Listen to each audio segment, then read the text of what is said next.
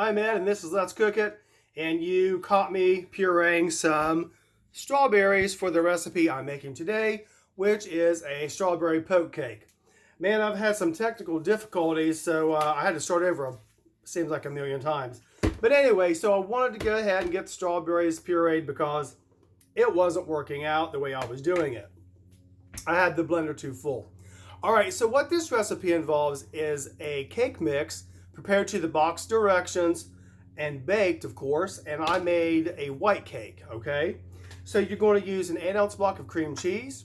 You're going to use 1 can of condensed Eagle brand milk, 1 cup of regular milk, and a tub of Cool Whip, or whatever whip topping brand you want to get.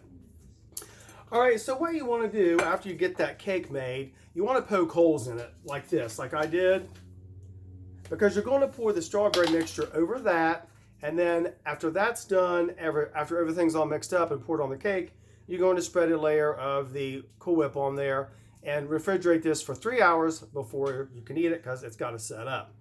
All right, so I'm going to put the bowl over here.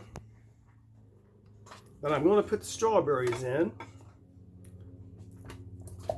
Oh yeah, that looks good. So you're going to pour those into the bowl there. Get the blender back on there, and I think some of the strawberries did not puree like I thought they did, so I'm going to take that one out. My hands are clean. I'm going to eat it. Pureed strawberry. Okay, so that looks good. You want to have it really, really pulverized so it'll pour really easily. So now what you want to do is take the Eagle brand milk. You're going to pour this into the blender. Scrape all that out of there.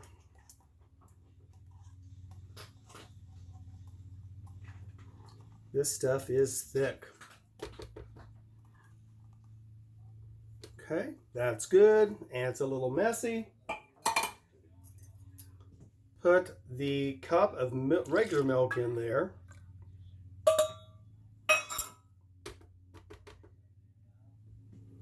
Now I'm going to put the lid back on and just kind of pulse this so we can get it blended without really making a really frothy, foamy mess.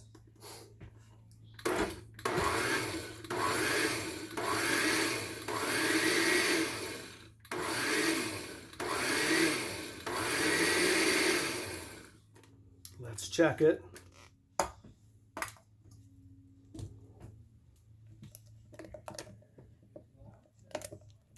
Just kind of get that stirred up, make sure it's nice and blended, and it looks like it is.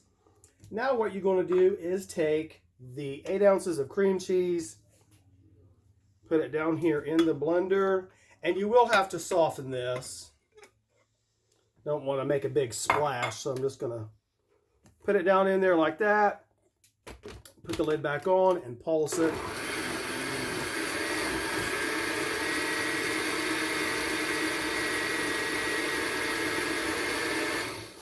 I have it on the low setting, which on this blender is stir.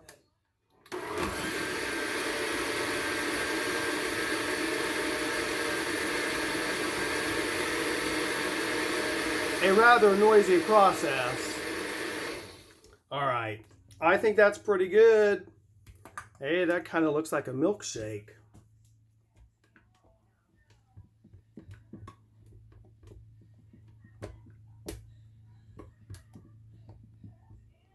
Okay.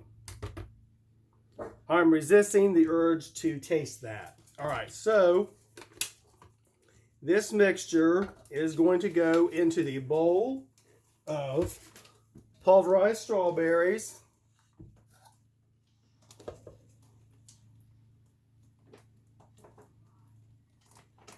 And it all mixed. I have a nosy dog over here. We went to the store, so it's Eddie, and he wants to see what we have.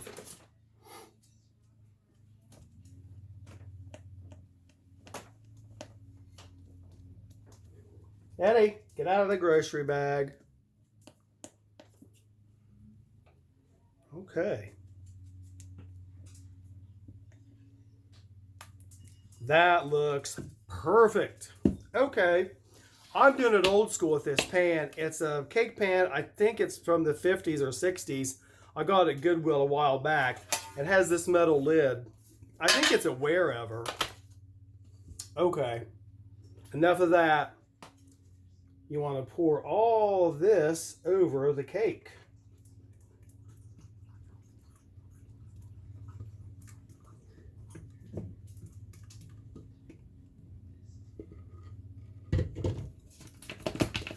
Kind of want to tap it down. I think I see a few stray strawberries, but that's okay. Now, what I'm going to do is, since this is really full, what I'm going to do is go ahead and refrigerate it like this before I add the Cool Whip, because I don't think it's going to spread very well over this. And I did watch a couple videos on it, and because this mix is so liquid, a lot of people were having trouble getting it to stay on there. They try to spread the Cool Whip and the stuff would just come out of the pan. So, yeah, I still have my visitors here.